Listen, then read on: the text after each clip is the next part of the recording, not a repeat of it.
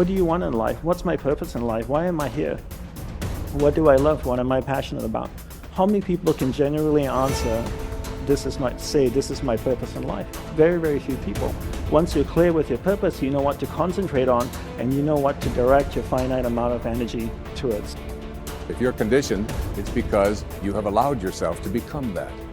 And if we've conditioned ourselves to believe certain kinds of things, and one of the things that we kind of believe and hang on to and live with is this whole idea that all of the things that happened to me in my past are what are keeping me from doing what I'd like to do today.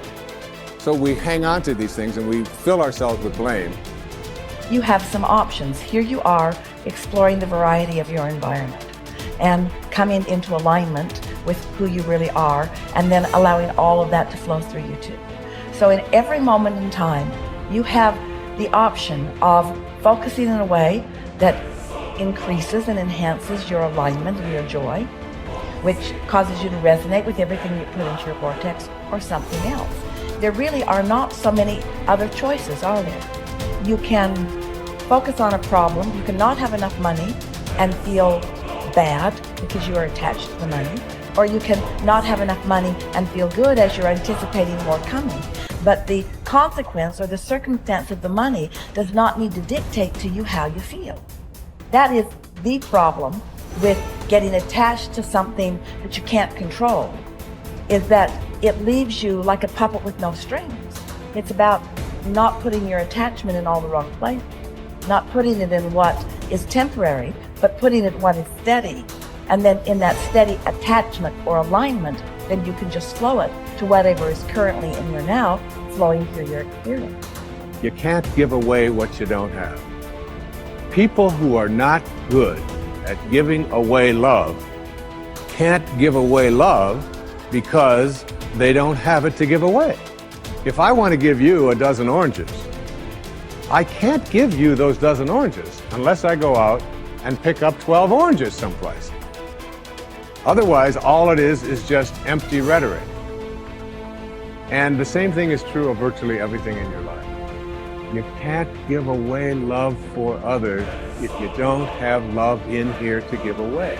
If what you have in here is contempt, if what you have in here is anger, if what you have in here is fear, then these are the things you're going to be giving away in your life. Every one of you are drawing a picture with your life. You're the artist. Your hands and your feet are the paintbrushes. And the choices and decisions you're making right now are the paint strokes. You can paint whatever picture you want to paint. You can become whatever you want to become. But your choices and decisions that you're making right now matter. You got to have the grit and the tenacity to push forward and give it a little bit more than what you have right now. Don't wait for the perfect timing. The perfect timing is never going to come because there's no such thing as perfect. There's never going to be a day where you wake up and you're like, this is the perfect day for me to finally change. All the things have lined up. My inbox is completely clear. I have nothing to do today. There's no distractions. The kids are finally perfectly on their own. Oh my gosh, my husband or wife is finally perfect on their own. Everybody is healthy around me. Everything is just perfect. The day is sunny and bright. And oh my gosh, look at all this gold that just happened to appear in front of me. It's not going to happen like that. You need to say, okay, there is never going to be a perfect time, so you need to set a D-Day. Literally, a day in which you say, that's the day. And then you need to marshal all of your motivation, all of your ability to learn and develop skills as fast as you can before that day. But when that day comes, that's D-Day. That's the day that you go. That's the day that you quit. And that has to be a real date for you. I mean, mark it on the calendar. That's the day you quit the thing. That's the day you walk out. That's the day that you leave that situation that is not healthy or satisfying or good for you or your soul or the people around you. That you have to have that date. It has to be scheduled or you'll never do it. You'll just keep saying, oh, one day things are gonna be, the people who say one day, they end up at the end with a collection of days that were so far from perfect that they're in a state of misery now. They never landed in the land of their dreams because they were always marching in something that was miserable to them. right? At some point, the only way that life changes is that you change your course. And don't wait for a perfect day. So what's your date? People who earn large incomes aren't lucky, and they're not crooks as those without money are so fond of pretending, nor are they endowed with more brains or talent necessarily than their friends and neighbors, nor are they privy to occult secrets, and only a very few were lucky enough to have had rich fathers or grandfathers. Most of the people earning the big incomes today started the same way you and I did, and most other people. The only difference between the men who earn big incomes and those who earn small incomes is that those earning big incomes decided to earn more.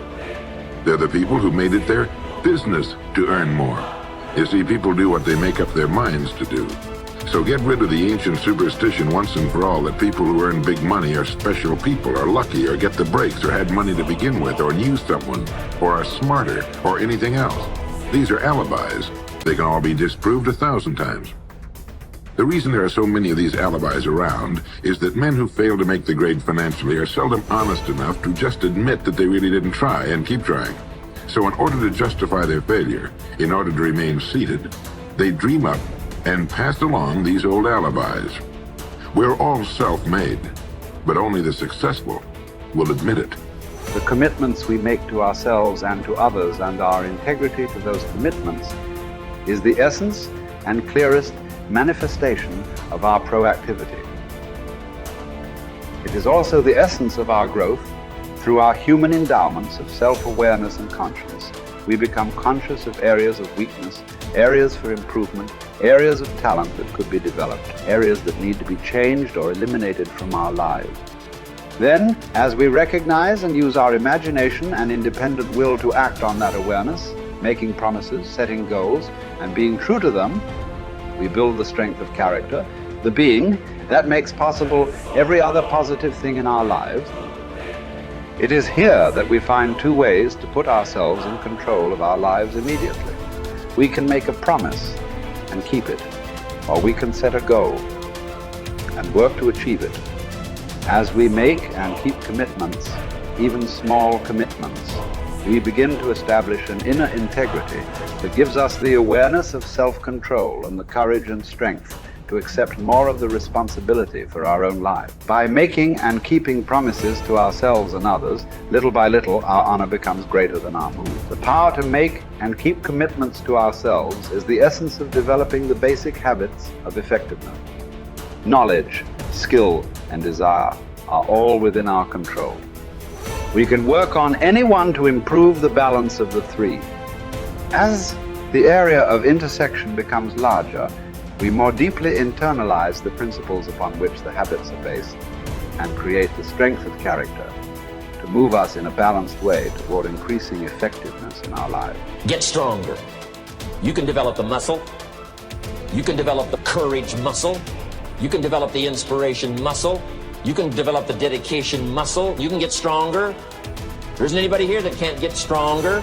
Next time we see you, may not even recognize you. How strong you're going to be able to become in language, in style, and personality, the ability to cope, the ability to handle with anything that happens, no matter what happens. And the third one is get better. We can all get better. I've gotten better. First talk I gave, I stood up, my mind sat back down.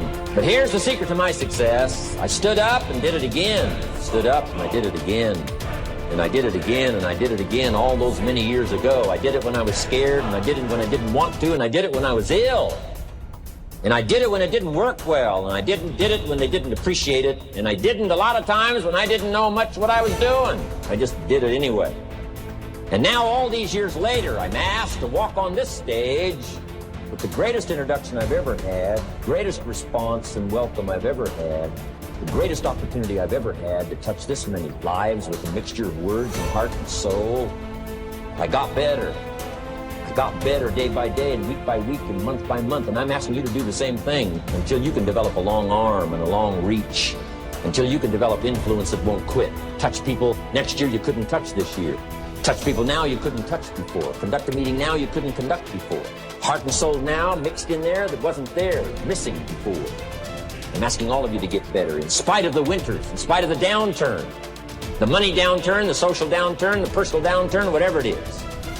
Just get stronger. Get better. The key is not to wish for a better winter. The key is to wish for more strength, more wisdom, more courage, get better, get wiser, get stronger.